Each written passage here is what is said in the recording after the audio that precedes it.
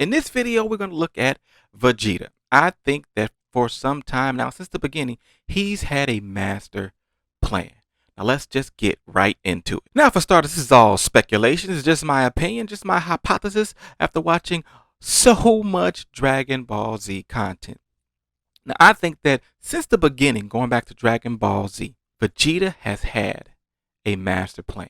That started when he was with Frieza. Now, when he was with Frieza, he was pretty much enslaved with Frieza. Like, he was enslaved. Him, Raditz, Nappa, they were enslaved by Frieza. But Vegeta saw the silver lining in that arrangement. He got to travel throughout the galaxy with the strongest force in order to search for more Saiyan. I think Vegeta has always had the plan to go any and everywhere he can to find any Saiyans that may have survived Frieza's assault in order to bring them all together. Now, as time went on, he still had that same goal, but it's been adjusted just slightly each and every turn. He's just adjusted his plan, but it's always stayed the same. Rebuild the Saiyan. Now, here's where it gets interesting to me. After Z and him and Goku really kind of form a bond, I feel like that's where he made the first adjustment, because he's always known about the Dragon Balls. So at any point in time, he could have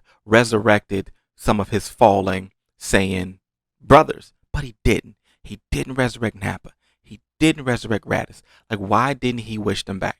And he's had the opportunity now so many times with Dragon Balls like sitting at his feet. He's never tried to resurrect them. He's never even tried to bring back his father.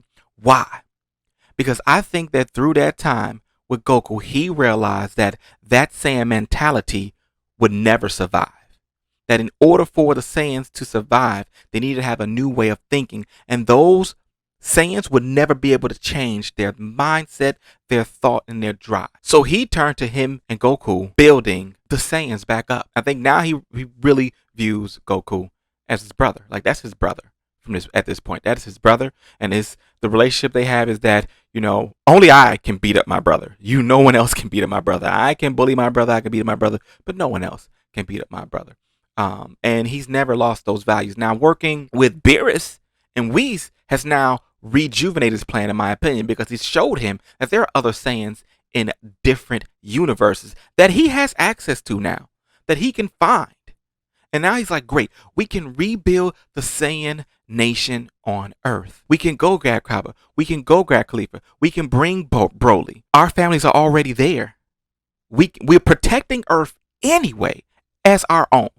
So why not start the new Saiyan nation there? So I think now Vegeta's goal is to figuring out a way to be able to bring them all together.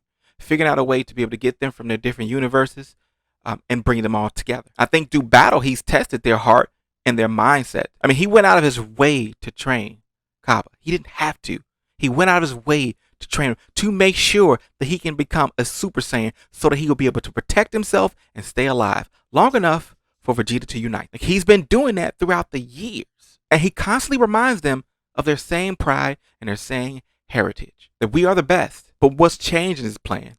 That he's no longer looking to be the best to have this world domination. He's realized in order to reach the power and the heights that he needs to reach, that he desires to reach, he has to have a balanced mindset.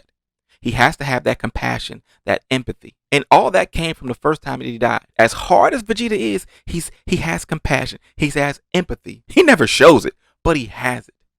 Right? So I think that at some point, Vegeta's going to be able to pull the trigger and bring them all together and show them his vision. And I feel like Goku already knows his vision. He already knows. And that's why they ride together so hard, because they pretty much have the same vision, same goal. And that's why this new Saiyan way that he and Goku have paved, the others like Nappa and Raditz don't fit in, because they're pure destruction.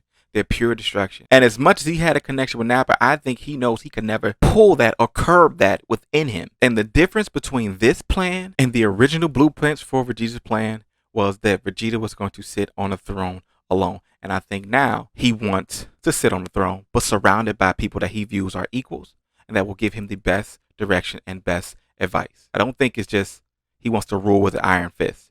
I think he's grown so much that he understands the sharing of information. And he values that.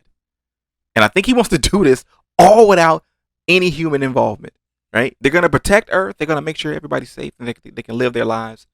and they'll handle the major stuff. That's what I think Vegeta's master plan has always been.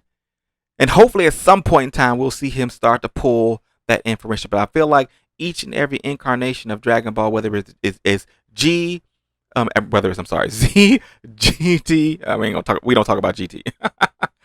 Like Bruno, we don't talk about GT. Or Super, there have been little hints that is his motives. Whenever he runs into a Saiyan, those are his motives. So hopefully at some point, it'll be pulled together and we'll be able to see the bigger picture. But those are my opinions. That's my theory. That's my conspiracy theory for today. Let me know what you guys think in the comment section below. Am I right, spot on, or could I be a little bit far off? Let me know what you guys think. And that is it for this one. As always, be easy, my friends.